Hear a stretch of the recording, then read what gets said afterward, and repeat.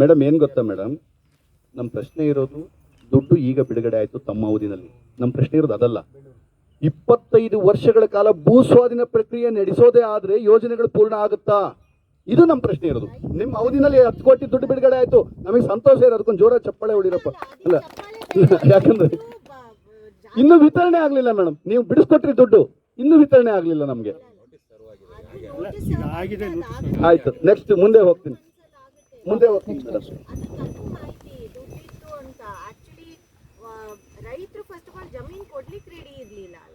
ಇಲ್ಲ, ಮೌಲ್ಯಮಾಪನದಲ್ಲಿ ಅದಕ್ಕೆ ಮೊದಲು ಕಾಮಗಾರಿಗಿಂತ ಪೂರ್ವದಲ್ಲೇ ಮೌಲ್ಯಮಾಪನ ಮಾಡಿದ್ರೆ, ಭೂಸ್ವಾಧೀನ ಮಾಡಿಕೊಂಡಿದ್ರೆ ಕಾಮಗಾರಿ ನಿಲ್ತಿರ್ಲಿಲ್ಲ ಮೇಡಮ್. ಕಾಮಗಾರಿ ಮೊದಲು, ಭೂಸ್ವಾಧೀನ ನಂತರ, ಇದು ಸಮಸ್ಯೆ ಆಯ್ತು.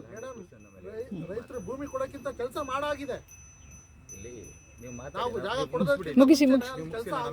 ಆಯ್ತು, ನೆಕ್ಸ್ಟ್ ಒಂದು ನಿಮಿಷ. ಇನ್ನು ರೈತರ ಹಣ ಕೈ ಸೇರಿರುವುದಿಲ್ಲ, ರೈತರಿಗೆ ಹಣ ಕೈ ಸೇರಿಲ್ಲ. ಇಂತಹ ಅನಗತ್ಯ ವಿಳಂಬತೆಯಿಂದ ಕಾಮಗಾರಿ ಪೂರ್ಣಗೊಳ್ಳಲು ಅಡಚಣೆ ಉಂಟಾಯಿತು. ಸುಮಾರು 25 ವರ್ಷಗಳ ಅವಧಿಯಲ್ಲಿ ಆಡಳಿತ ನಡೆಸಿದ್ದ ಶಾಸಕರ ಇಚ್ಛಾಶಕ್ತಿ ಹಾಗೂ ಯೋಜನೆಯ ಕಾಮಗಾರಿಗೆ ಭೂಮಿ ಕಳೆದುಕೊಂಡ ಸಂತ್ರಸ್ತರಿಗೆ ಭೂಸ್ವಾಧೀನ ಪ್ರಕ್ರಿಯೆಯ ಮೌಲ್ಯಮಾಪನದ ಪರಿಹಾರದ ಹಣ ವಿತರಣೆಯ ವಿಳಂಬ, ಈ ಎಲ್ಲ ಕಾರಣಗಳಿಂದ ಯೋಜನೆ ಕುಂಟುತ್ತಾ ಸಾಗುವಂತಾಯಿತು.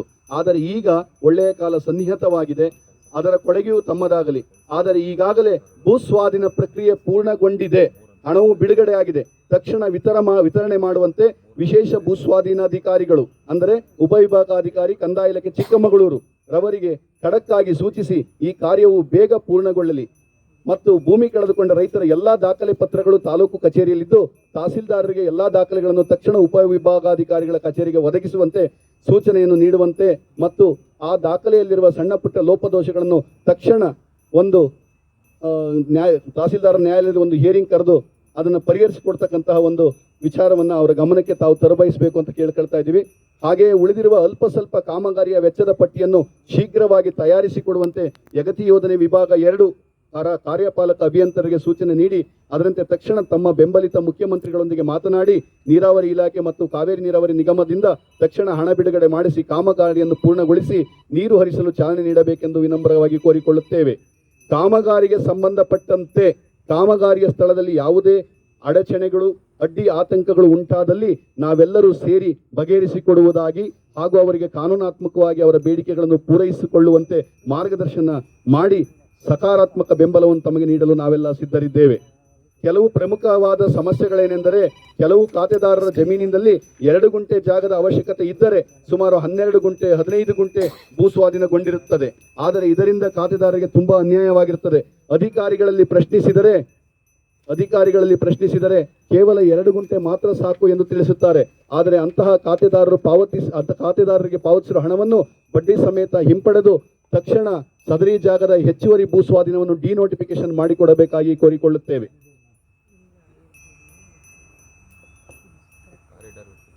ಅಲ್ಲ, ಎಕ್ಸ್ಟ್ರಾ 12 ಗುಂಟೆ ಹೇಳಿ 2 ಗುಂಟೆ ಮಾತ್ರ ತಗೊಳ್ಬೇಕಿತ್ತು. 12 ಗುಂಟೆ ಯಾವುದು ಆ ಸರ್ವೆ ನಂಬರ್ಸ್ ನಮ್ಮ ಗಮನಕ್ಕೆ ಏನಿದೆ, ನಾವು ಕಾರಿಡಾರ್ ವಿಡ್ತಿಗೆ ತೊಗೊಂಡಿದ್ದೀವಿ. ನಾಳೆ ಏನಿಲ್ಲ ಅಂದರೂ ಡೀಪ್ ಕಟ್ಟಿಂಗ್ ಇತ್ತು ಅಂದರೆ ಮಣ್ಣು ಬೀಳೋ ಜಾಗನೂ ಲೆಕ್ಕ ತೊಗೊಂಡಿರ್ತಾರೆ. ಬರೀ ಪೈಪ್ ಲೈನು ಕೆನಾಲ್ ಮಾಡಿಬಿಟ್ಟು ಮಣ್ಣು ಬೀಳೋ ಜಾಗಕ್ಕೆ ಸಪ್ರೇಟ್ ಕಂಪನ್ಸೇಷನ್ ಕೊಡೋಕ್ಕಾಗಲ್ಲ. ಡೀಪ್ ಕಟ್ಟಿಂಗ್ ಇರುತ್ತೆ. ಅಲ್ಲ, ನಿಮ್ಮ ಇಂಜಿನಿಯರ್ಗಳು ಹತ್ರ ಹೇಳ್ತಾ ಇದ್ದಾರೆ ನಮಗೆ ಅಷ್ಟು ಸಾಕು, ಜಾಸ್ತಿ ಇದಾಗ್ಬಿಟ್ಟಿದೆ, ಭೂಸ್ವಾಧೀನ ಆಗಿದೆ ಇರುತ್ತೆ. ಮೇಲ್ಗಡೆ ಎಸ್ಕೌಟ್ ಮಾಡ್ಕೊಂಡು ಹೋಗಿರ್ತೀವಿ, ಮಣ್ಣು ಬೀಳೋದಿರುತ್ತೆ. ಇಲ್ಲ, ಆ ಥರದ ಪ್ರಾಬ್ಲಮ್ಸ್ ಇರೋವಂಥದ್ದಲ್ಲ. ಡೆಡ್ ಲೈನ್ ಹೋಗಿರೋ ಜಾಗದಲ್ಲಿ ಇದಾಗಿರುತ್ತೆ. ಮೇಲ್ಮೈ ನಾಲೆ ನಿಮ್ಮದು ಕೇವಲ ಮೇಡಮ್, ಇವ್ರದ್ದು ನಾಲೆ ಎಷ್ಟು ಹೋಗುತ್ತೆ ಅಂತಂದರೆ 3.25 ಅಡಿ ಅಗಲ, ಬಾಟಮ್ 2.5 ಅಡಿ ಅಗಲ, ಕೇವಲ 3 ಅಡಿ ಉದ್ದ ಅಷ್ಟೇ. ಎಲ್ಲ ಒಂದ್ ಕಡೆ ದುಬ್ಬ ಸಿಕ್ಕಿದವು ಮಾತ್ರ ಡೆಪ್ತ್ ಹೋಗುತ್ತೆ. ಸೈಡ್ ಕಟಿಂಗ್ ಬೇಕು. ಆ ಸೈಡ್ ಕಟಿಂಗ್ ಬೇಕಾದಂತ ಜಾಗದಲ್ಲಿ ಈ ಪ್ರಶ್ನೆ ಇಲ್ಲ. ಈ ಪ್ರಶ್ನೆ ಇರೋದು ರೆಡ್ ಲೈನ್ ಏರಿಯಾದಲ್ಲಿ. ಮತ್ತೆ ಇನ್ಸ್ಪೆಕ್ಷನ್ ಪಾತ್ ಬೇಕು ನಮಗೆ. ಎಲ್ಲ ಸೇರಿ ಟಾಪ್ ಇಡ್ತೆ ಜಾಸ್ತಿ ಆಗುತ್ತೆ, 1 ಇಂಚ್ ಮೀಟರ್ ಆಗುತ್ತೆ. ಓಕೆ, ಅದನ್ನ ನಾನು ಪರ್ಸನಲ್ ಬಗೆಹರಿಸ್ಕೊಳ್ಳ. ಹೀಗೆ ಸಂಬಂಧಪಟ್ಟ ಎಲ್ಲ ಕಚೇರಿಗಳ ಕಾರ್ಯಗಳು ದಾಖಲೆ ಪತ್ರಗಳ ವ್ಯವಹಾರಗಳು ತುರ್ತಾಗಿ ಆಗುವಂತೆ ಆ ಕಾರ್ಯಗಳನ್ನು ಹಿಂಬಾಲಿಸಿ ಮಾಡಿಸಲು ನಾವು ಸಿದ್ಧರಿದ್ದೇವೆ. ಹಾಗೆ ಸಂಬಂಧಪಟ್ಟ ಎಲ್ಲ ಕಚೇರಿಗಳ ಕಾರ್ಯಗಳು ದಾಖಲೆ ಪತ್ರಗಳ ವ್ಯವಹಾರಗಳು ತುರ್ತಾಗಿ ಆಗುವಂತೆ ಆ ಕಾರ್ಯಗಳನ್ನು ಹಿಂಬಾಲಿಸಿ ಮಾಡಿಸಲು ನಾವು ಸಿದ್ಧರಿದ್ದೇವೆ. ಹಾಗೆಯೇ ಸರ್ಕಾರದ ಗಮನ ಸೆಳೆಯಲು ಅಗತ್ಯ ಇರುವ ಚಳುವಳಿಗಳನ್ನು ರೂಪಿಸುವುದು ಹಾಗೂ ಪಾದಯಾತ್ರೆಯಂತೆ ಕಾರ್ಯಕ್ರಮಗಳನ್ನು ಹಮ್ಮಿಕೊಳ್ಳುವುದರ ಮೂಲಕ ತಮಗೆ ಅನುಕೂಲವಾಗುವಂತೆ ಸಹಕರಿಸಲು ನಾವೆಲ್ಲ ಸಿದ್ಧರಿದ್ದೇವೆ. ಒತ್ತಡ ಇದೆ ನನಗೆ ಮಾಡ್ಕೊಡಿ ಅಂತ ಕೇಳಕ್ಕೆ ಸರ್ಕಾರಕ್ಕೆ.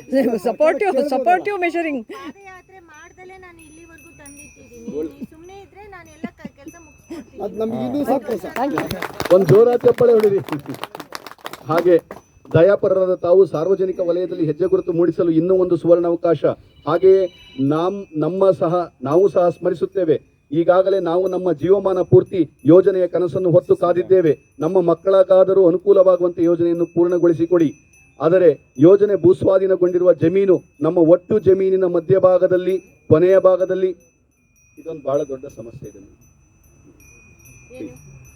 ಅಲ್ಲ, ಇಲ್ಲಿ ಏನಾಗಿದೆ ಅಂದ್ರೆ, ಆದರೆ ಯೋಜನೆಗೆ ಭೂಸ್ವಾಧೀನಗೊಂಡಿರುವ ಜಮೀನು ನಮ್ಮ ಒಟ್ಟು ಜಮೀನಿನ ಮಧ್ಯಭಾಗದಲ್ಲಿ, ಕೊನೆಯ ಭಾಗದಲ್ಲಿ ಕೋಚವಾಗಿ ಭೂಸ್ವಾಧೀನವಾಗಿದ್ದು, ಇದರಿಂದ ನಮ್ಮ ಜಮೀನಿನ ಆಕೃತಿಯೇ ಹಾಳಾಗಿದೆ. ನಾವು ಮಾರಾಟ ಮಾಡಲು, ತಂತಿಬೇಲಿ ಮಾಡಲು, ನಿರ್ಮಾಣ ಮಾಡಲು ಪ್ರಯತ್ನಿಸಿದರೆ ಅದು ಸಕಾರಾತ್ಮಕವಾಗಿ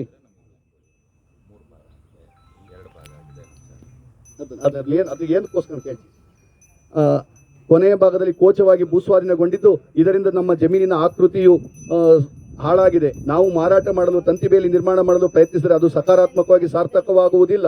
ಇಂತಹ ಎಲ್ಲ ತೊಂದರೆಗಳನ್ನು, ಸಮಸ್ಯೆಗಳನ್ನು ಅನುಭವಿಸಿ ಬಳಲಿದ್ದೇವೆ. ಕಾರಣ, ಒಂದು ನೀರಾವರಿ ಯೋಜನೆ ಸಾಫಲ್ಯವಾದರೆ ಈ ಭಾಗದ ಎಲ್ಲ ರೈತರ ಜೀವನ ಮಟ್ಟ ಮತ್ತು ಆರ್ಥಿಕ ಮಟ್ಟ ಸುಧಾರಿಸುತ್ತದೆ ಎಂಬ ಉದಾರ ಮನೋಭಾವದಿಂದ ಭೂಮಿ ಕಳೆದುಕೊಂಡ ರೈತರೆಲ್ಲರೂ ಸಹಕರಿಸಿದ್ದೇವೆ. ಹಾಗಾಗಿ ಮಾನ್ಯ ಶಾಸಕರಾದ ತಾವು ಸಂಬಂಧಪಟ್ಟ ಎಲ್ಲ ಇಲಾಖೆಗಳ ಅಧಿಕಾರಿಗಳಿಂದ ತುರ್ತಾಗಿ ಹಣ ಬಿಡುಗಡೆ ಮಾಡಿಸಿ ಉಳಿದಿರುವ ಅಲ್ಪ ಸ್ವಲ್ಪ ಕಾಮಗಾರಿಯನ್ನು ಪೂರ್ಣಗೊಳಿಸಿ ಕೆರೆಗೆ ನೀರು ತುಂಬಿಸುವ ಕಾರ್ಯಕ್ಕೆ ಚಾಲನೆ ಕೊಡಿ ಎಂದು ಪ್ರಾರ್ಥಿಸುತ್ತೇವೆ. ಆದರೆ ಬೇಗ ಪ್ರಾರಂಭಿಸಿ ಹಾಗೂ ಬೇಗ ಪೂರ್ಣಗೊಳಿಸಿ ಎಂದು ಮನವಿ ಮಾಡಿಕೊಳ್ಳುವ ಇಂತಿ ತಮ್ಮ ವಿಶ್ವಾಸಿಗಳು.